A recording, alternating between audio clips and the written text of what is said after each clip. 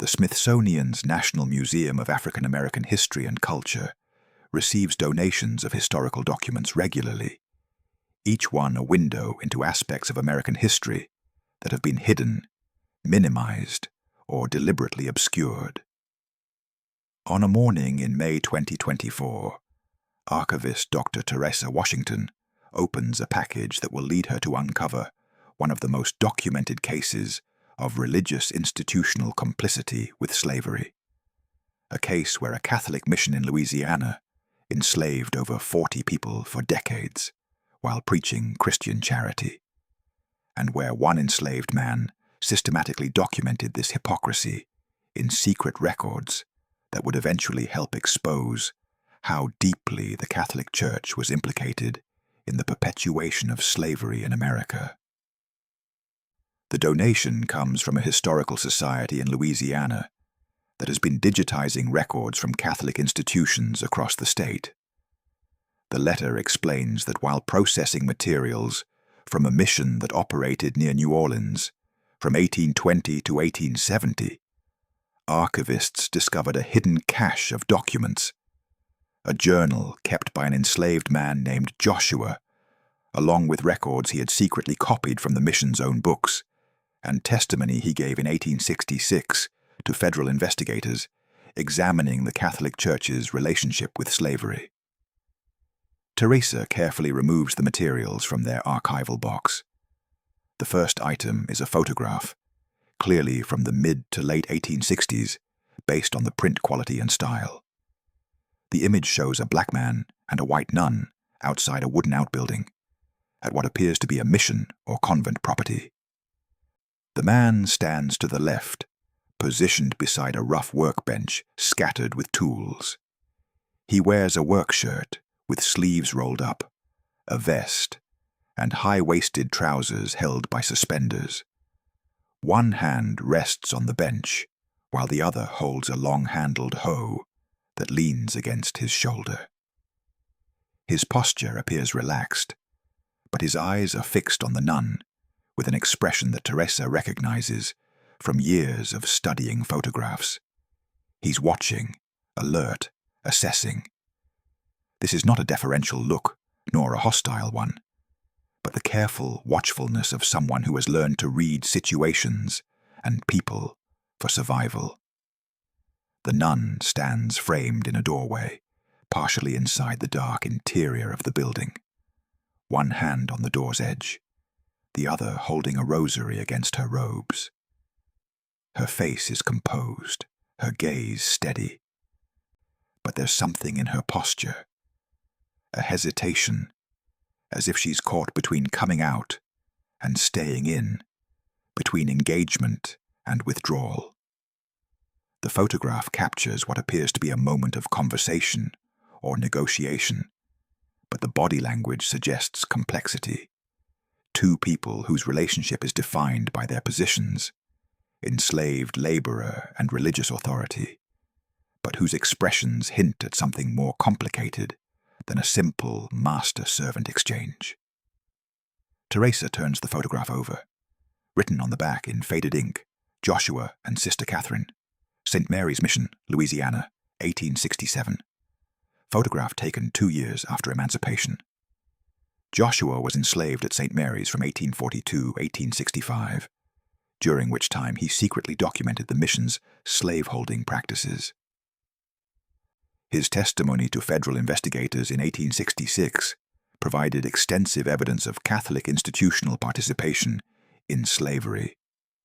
And below that, in different handwriting, added much later, the man who kept the records they didn't want kept, the testimony they tried to suppress, the proof that the church was not just complicit with slavery, but actively profited from it while preaching against it. Teresa reads the inscription 3 times, her pulse quickening. Joshua had been enslaved at a Catholic mission for 23 years, and during that time, he had secretly documented the institution's slaveholding practices. His testimony had provided evidence of Catholic participation in slavery, evidence that the church had apparently tried to suppress. Teresa spends the rest of that day examining the other materials in the package.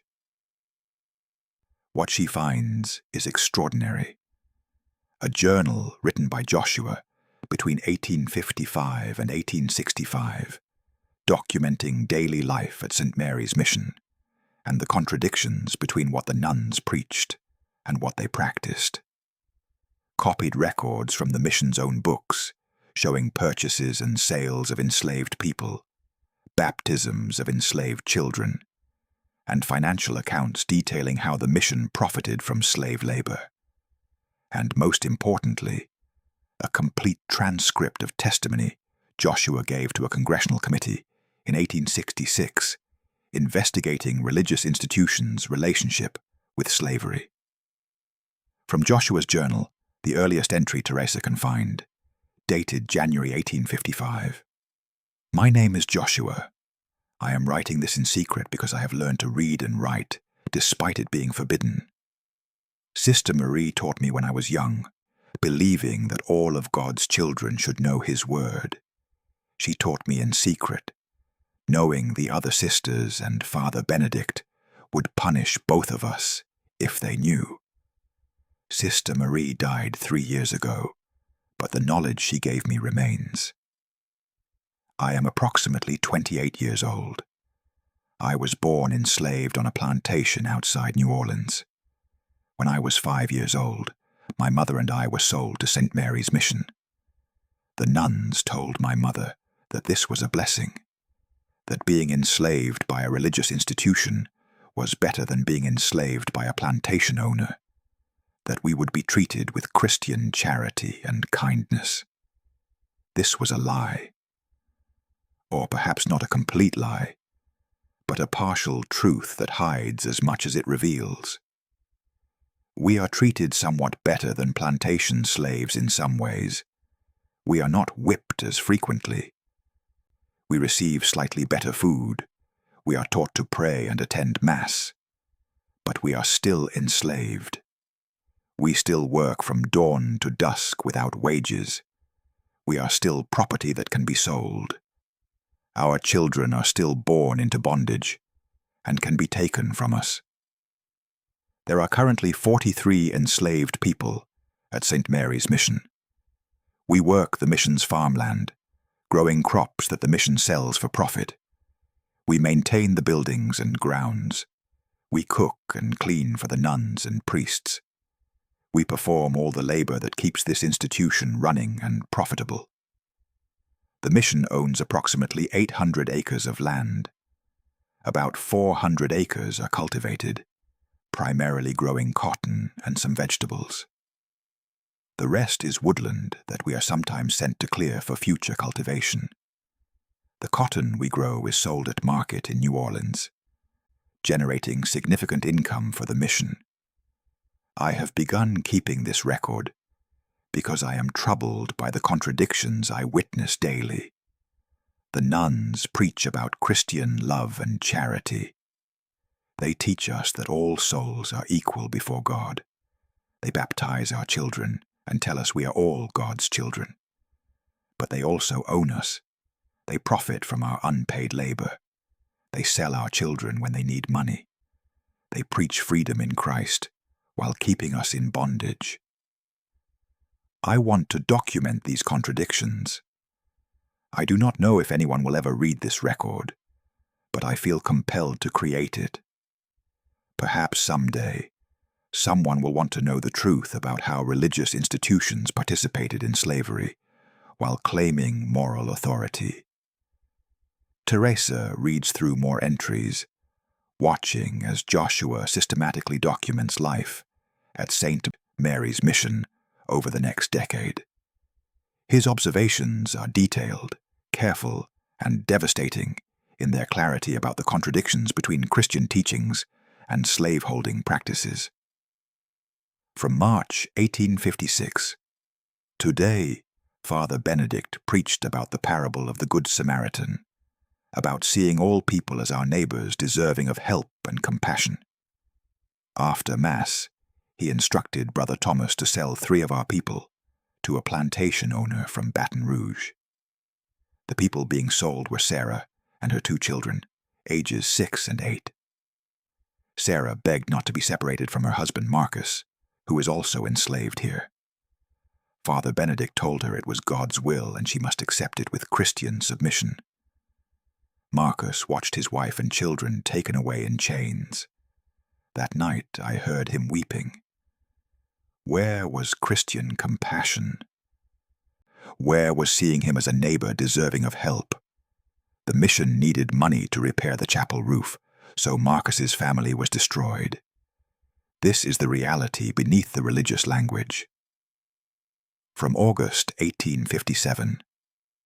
Sister Anne gave a lesson today to the enslaved children about how Jesus loves all children equally, how all are precious in God's sight. That same afternoon, she sold a 10-year-old boy named Daniel to a trader who was passing through. Daniel's mother, Hannah, collapsed in grief. Sister Anne told her that Daniel would have opportunities to learn a trade with his new owner, that this was for his benefit. Daniel was sold for $600. The money went into the mission's accounts. Jesus may love all children equally, but the mission clearly values them differently. White children are educated and prepared for futures in the church or society, while enslaved children are sold for profit when the mission needs money. From December 1858. I have begun secretly copying records from the mission's account books when I am sent to clean Father Benedict's office. The records document everything I observe, but with the cold clarity of financial transactions. I am documenting these because someday someone may need proof of what religious institutions did while claiming to follow Christ's teachings. From the 1858 accounts, sale of Negro woman Lucy and infant child, $1,100. Purchase of Negro man Isaac, skilled carpenter, $1,400. Cotton harvest, 400 acres. Labor provided by mission slaves, $8,200 in profit. Baptism of Negro children born this year, 7, noted as increasing mission property value. That last entry is particularly striking. Baptism, the sacred ritual welcoming souls into Christian community, is noted primarily for its effect on property value. 7 children were baptized this year, and the mission noted that this increased the value of their enslaved property by approximately $3,500 based on the average value of young enslaved children. This is the truth beneath religious language. We are souls to be saved, but we are also property to be valued, labor to be exploited, assets to be sold when convenient. Teresa contacts Dr. Marcus Williams, a historian at Loyola University in New Orleans, who specializes in the Catholic Church's relationship with slavery in Louisiana. Marcus has spent decades researching how Catholic institutions, dioceses, missions, convents, monasteries, owned enslaved people throughout the South, and how the Church has worked to minimize or hide this history. Marcus calls her back within an hour. Joshua's documentation from St. Mary's Mission could be groundbreaking. We know Catholic institutions owned slaves throughout Louisiana. The Jesuits alone owned hundreds of enslaved people on their plantations. But we rarely have detailed, contemporary documentation from enslaved people themselves, describing the contradictions and hypocrisy they witnessed. Send me everything. Teresa scans all the materials and emails them to Marcus. They arrange to meet at the Louisiana State Archives in Baton Rouge, where Marcus has already requested records from St. Mary's Mission, Catholic diocesan records from the 1850s, 1860s, and any available documentation about religious institutions' slaveholding practices. Over the following days, Teresa and Marcus pieced together the complete story of St. Mary's Mission and Joshua's systematic documentation of its complicity with slavery. They find that St. Mary's was established in 1820 by an order of nuns from France, with the stated mission of bringing Catholic education and Christian charity to Louisiana. By 1830, the mission owned its first enslaved people. By 1850, it enslaved over 40 people and operated a profitable plantation alongside its religious and educational activities. From diocesan records, they find correspondence between St. Mary's and the Bishop of New Orleans discussing the mission's enslaved population. A letter from 1854 shows Mother Superior Josephine requesting permission to purchase additional enslaved people to expand the mission's agricultural operations. The bishop approved, noting that the mission's charitable works require financial support, and agricultural production using slave labor has proven profitable and can fund expanded religious education for white children in the region. The logic was circular and self-serving. Enslaving people was justified because it funded religious work, and the religious work somehow justified the enslavement. The enslaved people themselves were both the source of profit and, through their baptism and religious instruction, supposedly the beneficiaries of Christian charity, even though that charity kept them in bondage. Marcus finds records showing that between 1820 and 1865, St. Mary's mission purchased at least 60 enslaved people and sold at least 40. The purchases were usually noted as necessary for agricultural operations or skilled labor. The sales were usually explained as financial necessity or as placing enslaved people in situations where their skills could be better utilized.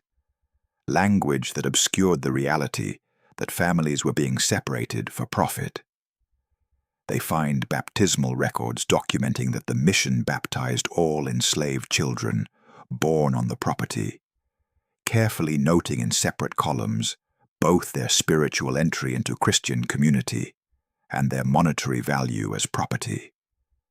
The dual bookkeeping, one column for souls, one for dollars, perfectly captured the contradiction Joshua had documented. Teresa and Marcus read through more of Joshua's journal entries, watching as he documented specific instances of hypocrisy and cruelty disguised as Christian practice. From April 1860, today the nuns held a special prayer service for the souls of enslaved people, asking God to give us patience and submission in our bondage, teaching us that earthly suffering would be rewarded in heaven. After the service, Sister Catherine announced that two families would be separated. The Johnsons would be sold to a plantation in Mississippi, while the Washingtons would be sold to a sugar plantation further south. Both families begged to be kept together. Sister Catherine said it was God's will, and we must not question divine providence. Divine providence apparently requires separating families to fund the mission's operations. God's will apparently includes selling children away from parents. Christian teaching apparently means telling us to submit to injustice, while those who preach submission profit from it. I am recording all of this, every sale, every baptism that increases property value, every sermon about Christian charity, followed by actions that demonstrate anything but charity. I do not know what I will do with these records, but I am compelled to keep them. The truth must be documented, even if it cannot yet be spoken. From September 1862, the Civil War has been underway for over a year now. We hear news that Union forces are advancing in some areas, that some enslaved people in Union-controlled territory have been freed. Father Benedict preaches that we should pray for peace and trust in God's order. He does not mention that God's order includes our continued enslavement. The mission has actually increased its agricultural production during the war, selling cotton and other crops at inflated wartime prices. The mission is profiting more than ever from our labor. Meanwhile, Father Benedict preaches about the virtue of sacrifice and suffering. I have continued copying records when I have opportunity. The 1862 accounts show that the mission earned over $12,000 in profit from crops we grew, processed, and harvested. None of that profit came to us in wages. All of it went to the mission.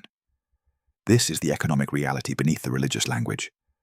We are an unpaid labor force generating wealth for a religious institution. From January 1865, news has reached us that the war is ending, that the Confederacy is collapsing, that emancipation may truly come. The nuns have become anxious. I have heard them discussing what will happen to the mission's operations if we are freed. They are not discussing our freedom with joy or as a fulfillment of Christian principles. They are discussing it as a financial problem. Sister Catherine suggested that even after legal emancipation, the mission could offer us continued employment at minimal wages that would keep us economically bound to the property. Father Benedict discussed whether there were legal mechanisms to delay or limit emancipation for people enslaved by religious institutions. I am documenting all of this. When freedom comes, I intend to testify about what religious institutions have done. The Church has claimed moral authority while participating fully in slavery. This truth must be exposed. Teresa and Marcus find records of what happened when emancipation came to Louisiana in 1865. From St. Mary's Mission's own records, they find evidence of exactly what Joshua had overheard. The mission attempted to keep formerly enslaved people bound through economic mechanisms, offering housing and minimal wages under conditions that amounted to debt peonage. But they also find that Joshua and several other formerly enslaved people from St. Mary's left the mission in late 1865 and traveled to New Orleans, where they connected with Freedmen's Bureau officials and testified about conditions at the mission. The most important document Teresa and Marcus examine is the complete transcript of Joshua's testimony, given in New Orleans in February 1866 to a congressional committee investigating religious institutions' relationship with slavery. The testimony is extensive, over 50 pages, and represents one of the most detailed accounts by a formerly enslaved person about Catholic institutional complicity with slavery. From Joshua's testimony, delivered February 1866. My name is Joshua. I was enslaved at St. Mary's Mission in Louisiana from 1842 until emancipation in 1865, 23 years. I am here to provide testimony about how that Catholic institution owned, bought, sold, and profited from enslaved people, while simultaneously preaching Christian charity and claiming moral authority. St. Mary's Mission was established by an order of Catholic nuns with the stated purpose of providing religious education and Christian charity. The mission operated a school for white children from wealthy families, teaching them Christian values, including, supposedly, the equality of all souls before God. Simultaneously, the mission enslaved over 40 black people, who provided all the labor that made the mission's operations possible and profitable. I was taught to read and write in secret by one of the nuns, Sister Marie, who believed that Christian teaching required educating all people. She taught me secretly because the mission's official policy forbade educating enslaved people, and she would have been punished if her actions were discovered. This contradiction, one nun secretly teaching me because she believed it was Christian duty, while the institution officially forbade it to maintain control over enslaved people, captures the larger contradictions I witnessed throughout my time at the mission. Using the literacy Sister Marie gave me, I began in 1855 to keep a secret journal documenting life at St. Mary's and the contradictions between Christian teaching and slaveholding practice. I also began secretly copying records from the mission's own account books when I had opportunity to access them. I bring this documentation with me today to support my testimony. Let me provide specific examples of what I documented. First, regarding the mission's purchase and sale of enslaved people. Between 1855 and 1865, I documented that St. Mary's purchased at least 24 enslaved people and sold at least 17. These transactions were recorded in the mission's account books, in the same ledgers that recorded purchases of farm equipment and sales of agricultural products. We were property, assets to be acquired and liquidated as the mission's financial situation required. The mission justified these purchases as necessary for its operations and charitable works. But the sales, which regularly separated families and caused enormous suffering, were simply financial transactions. I documented at least 12 instances where parents were separated from children through sales. I documented 8 instances where husbands and wives were separated. In most cases, the people being sold begged the nuns and priests not to separate their families. In most cases, these pleas were ignored, and the nuns and priests told them that they must accept God's will with Christian submission. Using God's will to justify profitable cruelty, this was a constant pattern I observed. Second, regarding the mission's agricultural operations and profit from enslaved labor. St. Mary's mission operated approximately 400 acres of cultivated land, primarily growing cotton with some vegetable crops. All agricultural labor was performed by enslaved people without wages. The cotton was sold at market, generating substantial profits. I copied the mission's financial records for several years. In 1858, the mission earned $8,200 in profit from crops grown, harvested, and processed by enslaved labor. In 1862, during the war when cotton prices were inflated, the mission earned over $12,000 in profit. None of this profit was paid to the people who performed the labor. All of it went to the mission's accounts, funding its operations and expansion. The mission used the profits to build new structures, to expand its school for white children, to send money back to the mother house in France. The mission's financial success was built entirely on unpaid slave labor, yet the mission claimed to be engaged in charitable religious work. Third, regarding baptism and the commodification of souls. St. Mary's mission baptized all children born to enslaved people on the property. These baptisms were recorded in the mission's religious records as souls welcomed into Christian community. But these same baptisms were also recorded in financial records with notations about how they increased the mission's property value. I copied entries from both ledgers for comparison. In the baptismal record for 1858, 7 enslaved children were baptized, and the record noted their reception into Christian faith. In the financial record for 1858, there was an entry noting that 7 Negro children born and baptized this year, increasing mission property value by approximately $3,500. These children were simultaneously souls to be saved and property to be valued. The same institution that claimed to care for their spiritual welfare calculated their monetary worth. This is the fundamental contradiction of religious slaveholding, treating people as both spiritual beings and financial assets.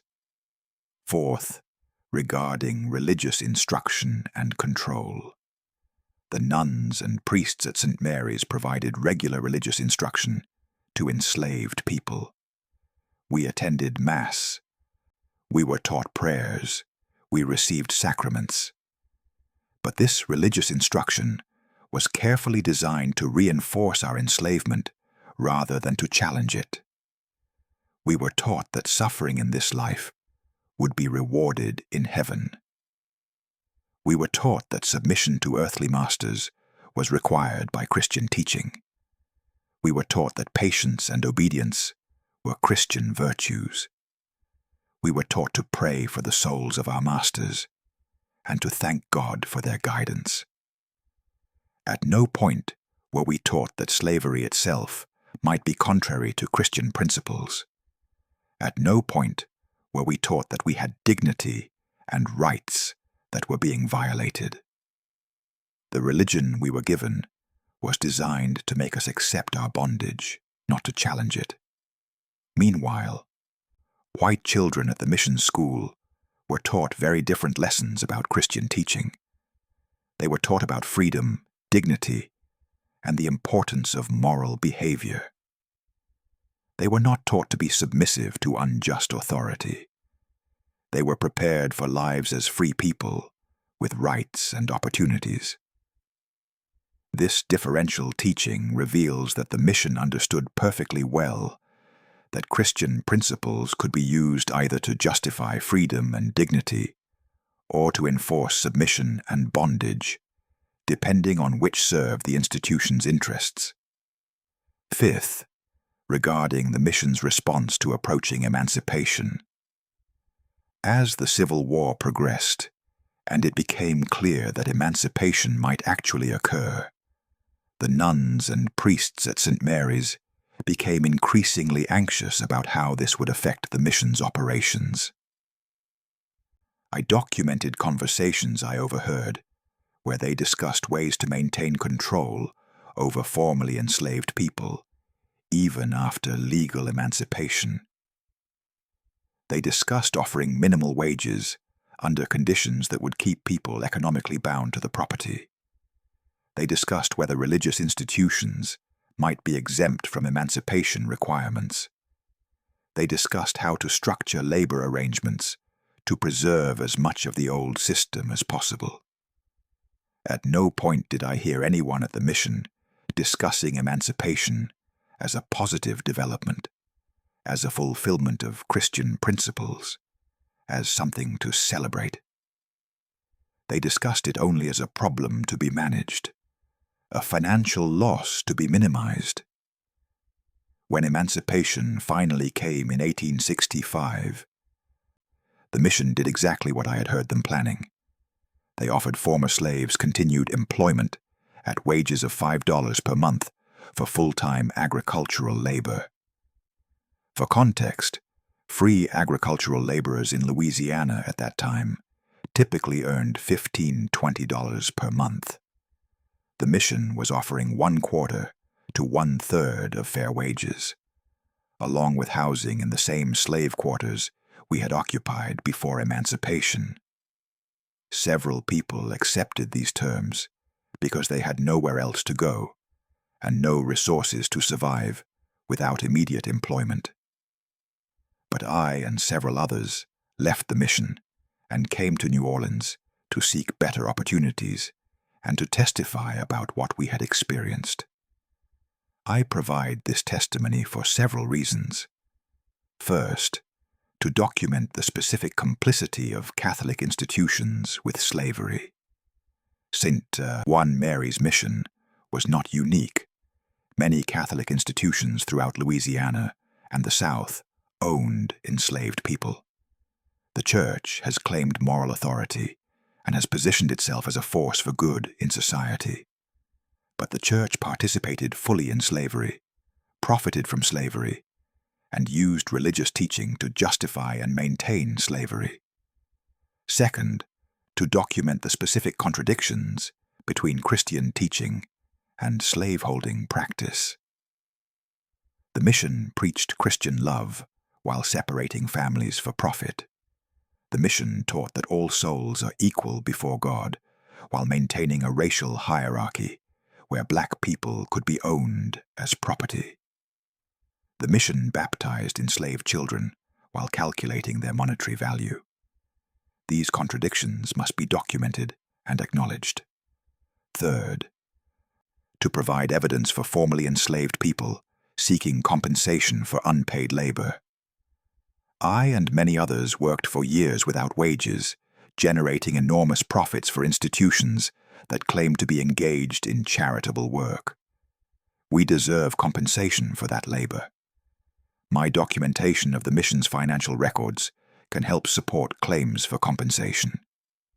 Fourth, to ensure that the truth about religious institutions' participation in slavery is not hidden or minimized. I have heard some Catholic leaders claiming that the Church opposed slavery, or that Catholic slaveholders treated enslaved people better than others.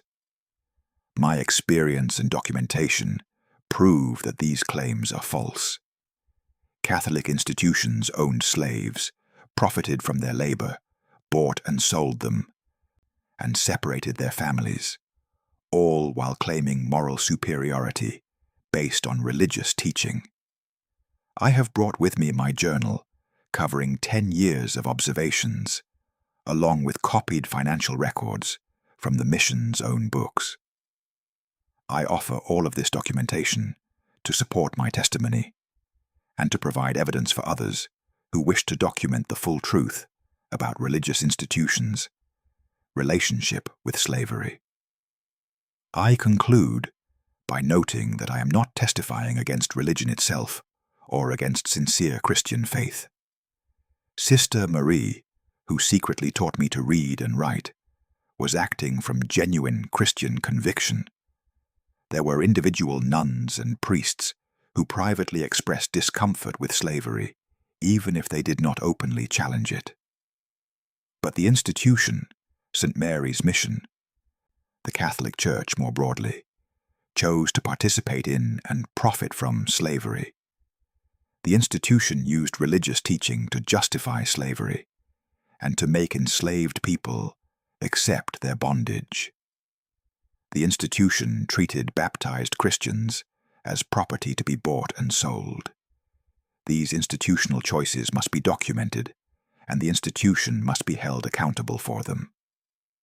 Teresa and Marcus spend weeks researching what happened after Joshua's testimony. They find that his testimony and documentation were included in a congressional report on religious institutions and slavery, but that the report received limited attention and led to no significant accountability for churches that had owned slaves. They find newspaper coverage of Joshua's testimony that split along predictable lines. Northern newspapers, particularly abolitionist papers, celebrated Joshua's courage in testifying and used his documentation as evidence of Southern religious hypocrisy. Southern newspapers attacked Joshua's credibility and defended religious institutions' right to own slaves as having been legal and moral under the social system that existed at the time. Catholic institutional response was defensive. From archives of Catholic newspapers and diocesan records, Teresa and Marcus find multiple statements from church officials denying that Catholic institutions had treated enslaved people cruelly, arguing that enslaved people under Catholic ownership received religious instruction and were treated with more humanity than slaves owned by non-Catholics, and suggesting that critics of the Church were motivated by anti-Catholic bias rather than legitimate concerns about slavery. These defensive responses notably did not deny the basic facts of Joshua's testimony, that Catholic institutions owned slaves, bought and sold them, separated families, and profited from their labor. Instead, the responses argued that these practices were legal at the time, and that Catholic slaveholders were more humane than others. Joshua's documentation made such denials impossible. His copied financial records proved the extent of profit from slave labor. His journal entries documented family separations and cruelty, and his testimony provided specific details about how religious teaching was used to reinforce rather than challenge slavery. Teresa and Marcus trace Joshua's life after his testimony. They find him listed in the 1870 census in New Orleans. Joshua Williams, age 43, occupation carpenter, able to read and write, owns property valued at $800. The property ownership is significant. Joshua had accumulated enough resources in 5 years of freedom to purchase property, suggesting he was skilled and industrious when finally able to work for his own benefit, rather than for a religious institution's profit. They find records showing that Joshua married in 1868 to a woman named Ruth, who had also been enslaved at a Catholic institution. Census records show them with 3 children by 1880. Most significantly, they find that Joshua remained active in documenting religious institutions' relationship with slavery. He wrote articles for black newspapers in the 1870s and 1880s about his experiences, gave interviews to researchers studying slavery, and preserved his journal and copied records to ensure the documentation would survive. They find an article Joshua wrote in 1876 for a black newspaper in New Orleans on religious hypocrisy. 10 years after my testimony to Congress about St. Mary's mission, I reflect on what has changed and what has not. Slavery has been abolished by law, but the Catholic Church has never acknowledged its participation in that evil system or apologized for profiting from enslaved labor. The Church continues to claim moral authority while refusing to reckon with its own history. I kept my documentation not to attack religion, but to demand accountability from religious institutions. Faith and justice are not opposites. They should reinforce each other. When institutions claim religious authority but practice injustice, those contradictions must be exposed and challenged. I call on the Catholic Church to acknowledge that it owned slaves, separated families, profited from unpaid labor, and used religious teaching to maintain bondage. I call on the Church to provide compensation to formerly enslaved people who worked for Catholic institutions. And I call on all people of faith to recognize that religious institutions are not above accountability. They must be held to the same moral standards they claim to teach. Joshua lived until 1898, dying at age 71. His obituary in a black newspaper in New Orleans described him as a man who never forgot where he came from and who dedicated his life to documenting truths that powerful institutions wanted hidden. Over the following months, Teresa and Marcus worked to create an exhibition honoring Joshua's courage and systematic documentation while examining the broader issue of Catholic institutional participation in slavery. They contact genealogists who help them locate Joshua's descendants, finding a great-great-grandson living in New Orleans who has family stories about Joshua, but never knew the full extent of his documentation and testimony. 16 months after Teresa first opened that package, the Smithsonian opens the exhibition, The Records They Didn't Want Kept, Joshua Williams, and Catholic Institutional Slavery in Louisiana. The exhibition occupies a major gallery designed to honor Joshua, while honestly examining the Catholic Church's participation in and profit from slavery. The centerpiece is the 1867 photograph.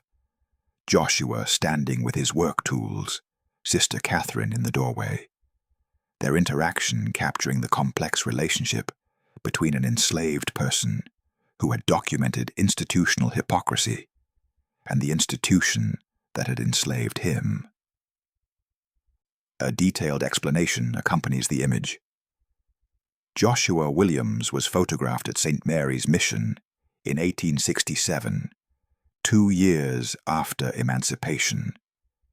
He had been enslaved there for 23 years, during which time he secretly documented the mission's slaveholding practices. Between 1855–1865, Joshua kept a detailed journal and secretly copied the mission's financial records, creating one of the most comprehensive documentations of Catholic institutional participation in slavery. His 1866 testimony to Congress exposed how religious institutions owned enslaved people, bought and sold them, separated families for profit, and used religious teaching to justify bondage while claiming to practice Christian charity. The exhibition tells Joshua's complete story through his own journal entries, his testimony, the financial records he copied, and historical context about Catholic institutional slaveholding. The exhibition doesn't paint the Catholic Church as uniquely evil. It acknowledges that Protestant churches also owned slaves, and that slaveholding was widespread across religious denominations, but it focuses specifically on the contradictions Joshua documented between Catholic teaching and Catholic practice. One section displays pages from Joshua's journal, alongside the mission's own financial records, showing how Joshua systematically documented the contradictions he witnessed. His observations about baptisms being recorded, both as spiritual events and property valuations, are displayed with actual examples from St. Mary's ledgers. Another section examines the scope of Catholic institutional slaveholding in Louisiana. Using records from diocesan archives, the exhibition shows that multiple Catholic institutions, missions, convents, monasteries, and the Jesuits' plantation operations collectively enslaved hundreds of people across Louisiana and used that labor to fund religious and educational operations. The exhibition includes documentation of family separations that Joshua recorded, showing specific instances where the mission sold parents away from children or separated spouses, along with Joshua's observations about how the nuns and priests justified these separations using religious language about God's will. A section on religious instruction displays Joshua's analysis of how different religious teaching was provided to enslaved people versus white children. Enslaved people taught submission and patience. White children taught dignity and rights. The exhibition includes actual religious instruction materials used at St. Mary's that demonstrate this differential teaching. The exhibition documents Joshua's 1866 testimony extensively, showing how he used his secretly kept records to provide specific evidence about the mission's operations. The congressional report that included his testimony is displayed, along with newspaper coverage showing both celebration and attacks on Joshua's credibility. A section on institutional response shows how the Catholic Church reacted to Joshua's testimony and similar accusations, not with acknowledgement and apology, but with defensive statements minimizing or justifying its participation in slavery. The exhibition includes recent efforts by some Catholic institutions to acknowledge this history and provide documentation or limited forms of restitution, while noting that comprehensive acknowledgement and compensation have not occurred. The exhibition traces Joshua's life after emancipation, showing his marriage, property ownership, continued advocacy through writing, and his determination to preserve his documentation for future generations. His 1876 article, calling for church accountability, is displayed prominently. A video plays continuously, featuring historians discussing religious institutions' relationship with slavery, the specific contradictions between Christian teaching and slaveholding practice, and the importance of Joshua's documentation in creating an undeniable historical record. Joshua's great-great-grandson shares family stories and reflects on his ancestors' courage. On opening day, Teresa stands in the gallery, watching visitors engage with the exhibition. She sees people study the photograph, understanding the complex dynamic it captures. Joshua, the enslaved man who documented institutional hypocrisy, and Sister Catherine, representative of an institution that claimed moral authority while owning people as property. Marcus stands beside her, looking at the image. Joshua was 40 years old when this photograph was taken, he says quietly. He'd been enslaved for 23 years at a Catholic mission. He'd secretly documented the contradictions between what they preached and what they practiced. He'd given testimony exposing their complicity with slavery. And 2 years after emancipation, he's still at the mission, probably working for minimal wages, probably still interacting with the same nuns who had owned him. That photograph captures an extraordinary moment. A formerly enslaved person who had exposed institutional hypocrisy, standing face to face with a representative of that institution. Joshua's great-great-grandson, Dr. James Williams, stands with them, examining his ancestors' journal entries displayed under glass. My family always said Joshua was a man who believed in truth-telling and accountability, he says. We knew he'd been enslaved by a Catholic mission, and that he'd testified about it after the war. But I never saw his actual documentation. The journal entries, the copied financial records, the detailed testimony. This is extraordinary. Joshua systematically documented institutional hypocrisy and created an undeniable historical record. He proved that religious institutions that claimed moral authority participated fully in slavery and used religious teaching to justify it. That took enormous courage and dedication. A young black woman who identifies herself as a Catholic approaches them after spending a long time reading Joshua's testimony. "Thank you for this exhibition," she says, tears streaming down her face. "I'm Catholic, and I love my faith. But I've always known the Church's history with slavery was complicated and often hidden.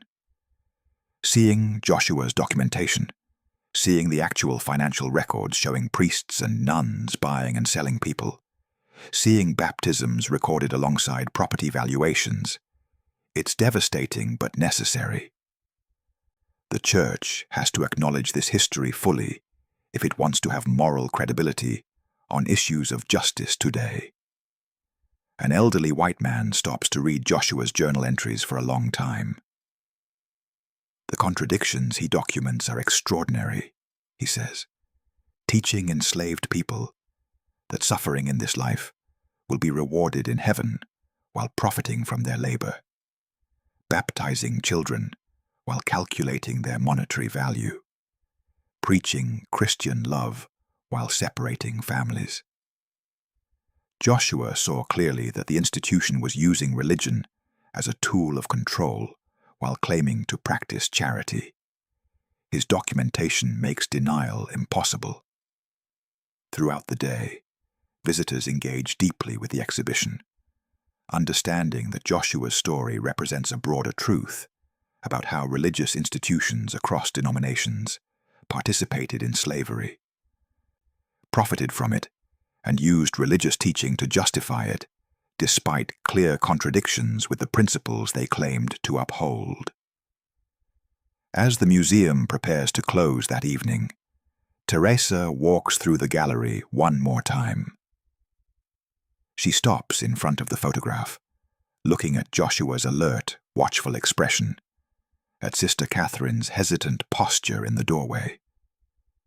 She thinks about Joshua, enslaved for 23 years at a Catholic mission, taught to read secretly by one nun, while the institution officially forbade enslaved people's education, systematically documenting institutional hypocrisy in a secret journal, secretly copying financial records that proved the mission's profit from slave labor, testifying to Congress with extensive evidence, writing and advocating for accountability for decades after emancipation.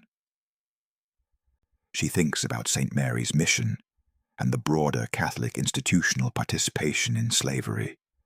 Over 40 people enslaved at one mission alone, hundreds enslaved by Catholic institutions across Louisiana, thousands across the South. The baptisms that were simultaneously spiritual rituals and property valuations. The families separated for profit, while priests and nuns preached Christian love. The unpaid labor that funded religious education for white children, while the workers themselves were kept illiterate and in bondage. And she thinks about institutional accountability, how Joshua's detailed documentation and powerful testimony should have led to acknowledgement and compensation, but instead led primarily to defensive responses and efforts to minimize the church's complicity. How even 160 years later, full institutional reckoning with this history has not occurred. The photograph waited 157 years to tell Joshua's full story. The image that shows a formerly enslaved man and a nun in a moment of interaction has become testimony to one man's courage in documenting institutional hypocrisy, to the contradictions between religious teaching and religious practice, and to the importance of creating undeniable historical records that powerful institutions cannot hide or minimize. Now the photograph has fulfilled a purpose Joshua surely intended when he kept his journal and preserved his documentation. His testimony has been heard, his records have been examined, the contradictions he documented have been exposed. And future generations can understand that religious institutions that claimed moral authority participated fully in slavery and used religious teaching to justify bondage while preaching Christian charity. As visitors file past the image one last time, many stopping to look at Joshua's watchful expression and see the determination behind his careful documentation, the courage behind his public testimony. Teresa thinks about all the other formerly enslaved people who documented truths that institutions wanted hidden, all the other records that deserve to be found and examined, all the other stories of resistance through truth-telling that deserve to be honored. Joshua Williams, enslaved 1842-1865 at St. Mary's Mission, secretly learned to read and write, kept a detailed journal, 1855-1865, documenting institutional hypocrisy, secretly copied financial records proving profit from slave labor, testified to Congress in 1860 with extensive evidence, wrote and advocated for accountability for decades, preserved his documentation for future generations, died 1898, having created an undeniable historical record of Catholic institutional participation in slavery. His story has been told, his documentation has been honored, and Teresa is grateful to have played a part in ensuring that Joshua Williams is remembered not just as someone who was enslaved by a religious institution, but as someone who systematically documented that institution's contradictions and demanded accountability that powerful institutions wanted to avoid.